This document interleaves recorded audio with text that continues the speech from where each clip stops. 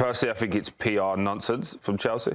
I don't think they are going to suddenly 100% pivot to this new, right, let's go and get ready-made players right now. You've got a young coach who's used to coaching younger players. So that also says the balance of play is always going to be that way.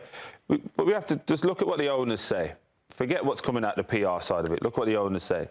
Egbali not too long ago just did a whole meeting about how Brighton are what he wants to be. That sustainable model, buy players young, get them to a certain level, sell them on. Now all of a sudden what we're going to pivot, and that's not the model? Okay then, so you've got really young players. So what is the age parameter of an old player? 24? Honestly, for these clubs. 28? Because you got rid of Thiago Silva and the like. Do you get what I mean? So it's like, if you're pivoting, you're now pivoting from the original point you already had.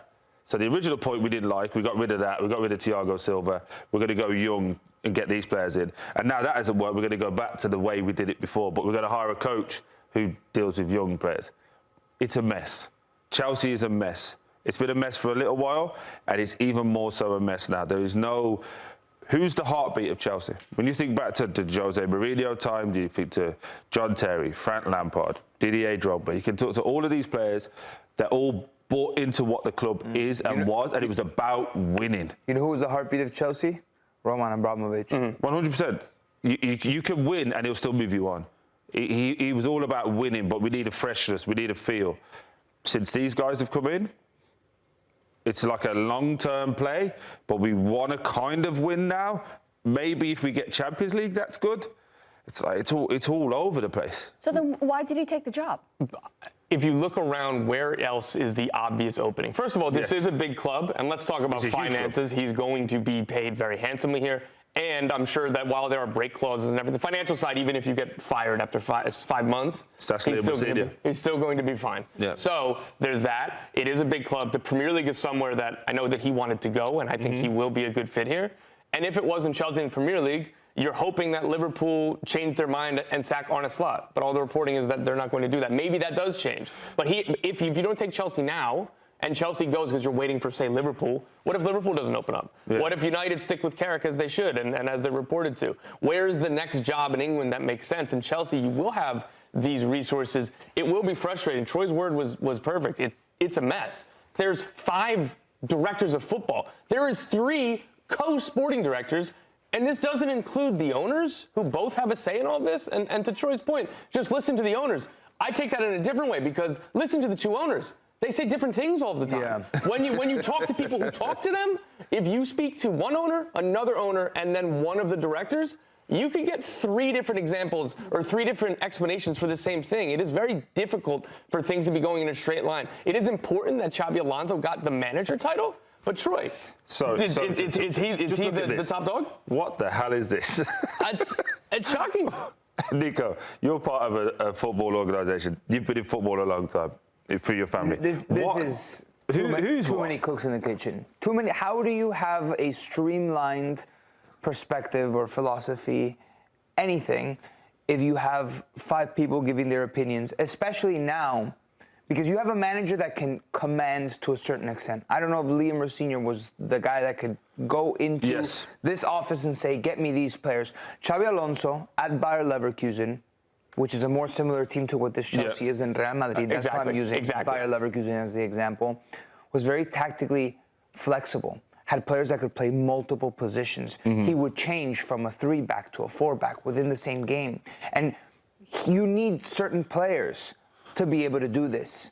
Very modern players, and not only that, a mix of experience, because you have a Granit Xhaka in the midfield at Bayer Leverkusen that kind of held it down to a certain, gave it stability. You had 2 really good strikers in Victor Boniface and Patrick Schick. You had 3 very good center backs that were some with experience, some young. So Xabi has to go into that office and say, "This is what I want." That's going to be then a very difficult task amongst those 5 people to do what Xabi wants. Nico, the good news is they have a very big roster size because of all the players that they bought, the young players. What is going to be good for this team is a balance. They can still sign young players, maybe not right now because I think that they have enough, but you can still have that as your philosophy. but you can't just run an under-23 team. You need to have the control players, particularly in this exact group, a big-time senior veteran center back to come in and anchor that group. Because you're walking into a team with two world-class midfielders in Enzo Fernandez and Moises Caicedo. We've seen what Cole Palmer is capable of, and hopefully Xabi Alonso can get the best out of him. They have a number, like João Pedro, I really like that signing. They have some nice wingers. The collection is there, that there are more signings that are necessary, particularly defensively, but this isn't a bad roster. Where they're finishing right now is not indicative of the talent in this group. You just said it there. It's a nice pieces. Nice pieces. Loads of kids who are nice. If you put them all for sale now, how many of them do all of the top teams take? And not only that, if they do take them, nice. You're taking them at a loss. Yeah, 100%. Like, when you say Enzo Fernandez and Caicedo are world class, I would say in their talent, yes. Okay. In their delivery? Fair. I don't know. I think Caicedo's been great. He's what N'Golo Kante was many years ago. He's a rat. He gets the ball, does all it. You need a bit more. You can't play out from the back with him. You can't play through the lines with him. Do you know what I mean? It's like, So to put him in that world-class bracket, especially when you look at what I would consider like a Vitinha, that's world-class to me. I don't think they're completely different profiles. But I think it's very difficult to go out right now and replace that. I agree. If Enzo Fernandez walks, which there were inklings that he did walk, then you do need to start thinking of how to replace a little bit of that industry. Even if you've got to keep them, where does the Xhaka type come in? Where does that midfielder, the person who can go, right, here's how we do things properly? Yeah. You have to remember in a centre back maybe. But also you have to look as well. This 2 months ago, your left back was talking out about the club. The midfield. Enzo was talking about the club. You've had players now saying about, hey, the structure of the club, it's this, it's that. So are they really bought in? Do they still want to be there? Maybe with Xabi Alonso, yes. Especially those two guys. I think, and Enzo Fernandez. Elephant in the room. Okay, which is? Is Xabi Alonso as good as everyone thinks? I think so. Have you just not seen enough from him? To make over the volume of his work, you don't know. We keep going back to this Bayer Leverkusen team of like, what was that, 2.5 years ago now? Yeah. So we keep going back to that. 2 years ago. And going, oh, that was him. We've had 2 years since. Do you get what I mean? Like, I think he's a very intelligent manager, Troy. I agree. He walked into a big club, and the moment was too big in managing egos, and the moment was almost the wrong moment. The timing was poor because he walked into it was very difficult to walk into that Real Madrid dressing room and sort things out clearly because they changed managers and it got worse. Yeah. Right? So to a certain extent, Chelsea has some of those issues that Real Madrid has. Just not got the level. Right, not at that level. That's why it's a better fit. And Bayer Leverkusen had none of those issues. And that's the bit where I say there's no denying him as a coach, no denying. As you said, tactically astute, very smart. But if it's not aligned from top to bottom, just off the clubs he's worked for so far, it doesn't really work for him. And that's not just him, that's for many people. Why is Cesc Fabregas doing so well? There's a pure alignment from top to bottom. We've just showed you there is 5 sporting directors. There's 2 owners. There's players that want to leave. There's players that are all young and learning. And you're asking him to go in there and say, hey, it's not all aligned. It's not how it's going to be. Fix it. And that's where I'm just saying, I'm not sure.